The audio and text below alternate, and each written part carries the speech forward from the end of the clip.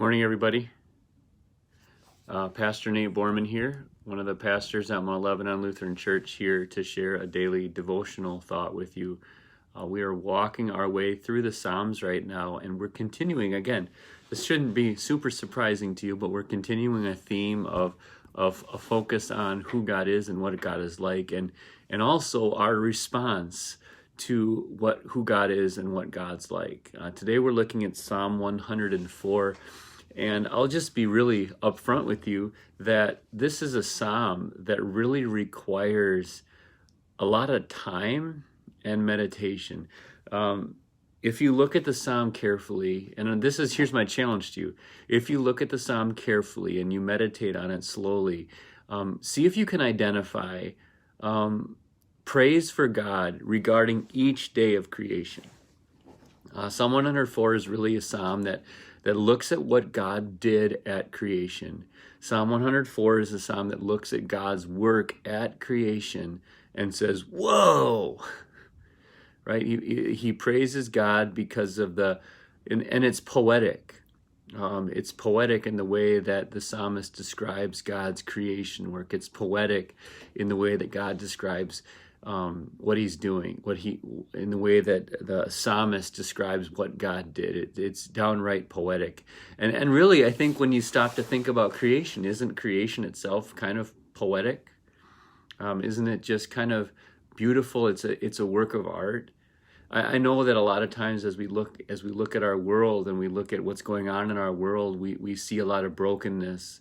We see a system that's crumbling, that's falling apart, whether you talk about government systems or you talk about creation systems or you talk about global warming, we talk about all those things. Our creation is truly broken. It's falling apart. It's, as Paul says to the Romans, it's groaning.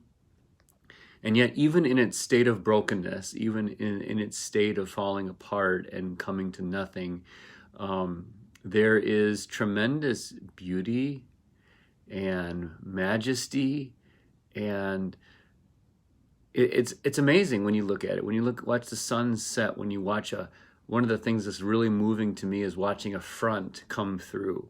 You know, you can see like this dark line of dark clouds coming on the horizon. And I know there's a little bit of fear that comes along with that, especially depending on what kind of storm is coming. But I remember once I was out running and it was 80 degrees.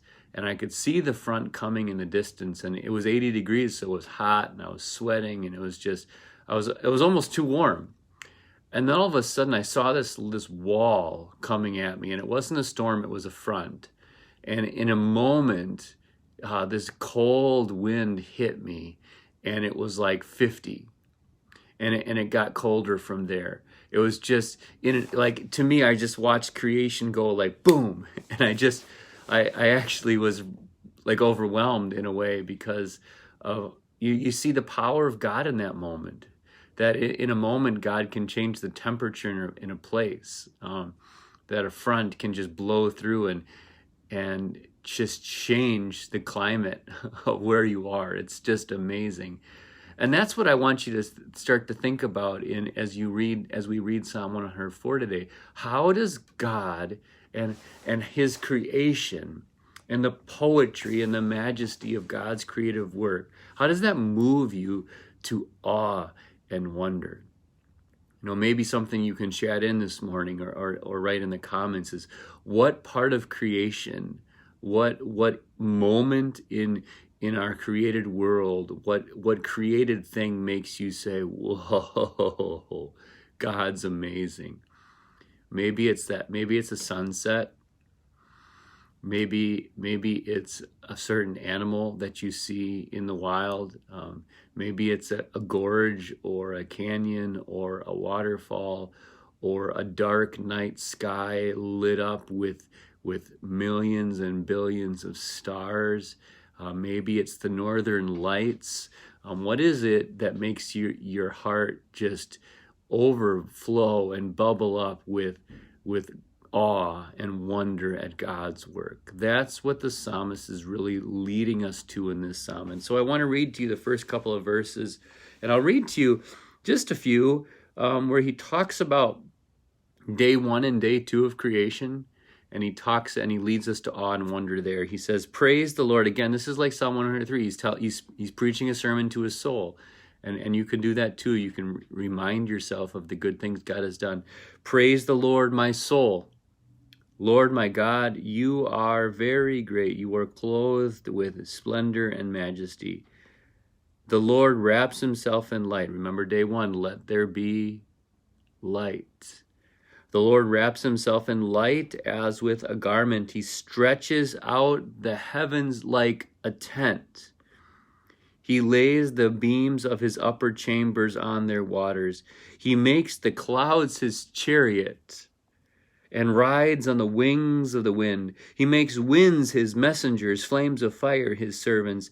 He set the earth on its foundations. It can never be moved. You covered it with the watery depths as with a garment. The waters stood above the mountains. At your rebuke, the waters fled. At the sound of your thunder, they took to flight. They flowed over the mountains. They went down into the valleys to the place you assigned to them. God's the one who tells the waters where to go. You set a boundary they cannot cross. Never again will they cover the earth. And there, I could read on and on and on. I want to encourage you to read on in Psalm 104. It's a beautiful psalm that speaks about the majesty of God in what he did at creation and what he still does as he holds all this together. Because that's the truth. The reason our world hasn't totally fallen into chaos and ruin is because God is holding it all together. The writer to the Hebrews talks about Jesus, and he says he is sustaining all things by his powerful word. So just as God created it by his word, so he sustains it by his word. And so we get to still enjoy it, even though it's only a glimpse of what it was. Yet that glimpse is still awe-inspiring for us. So enjoy the created world that our God has given you today, and preach a sermon to your soul about God's goodness in creation.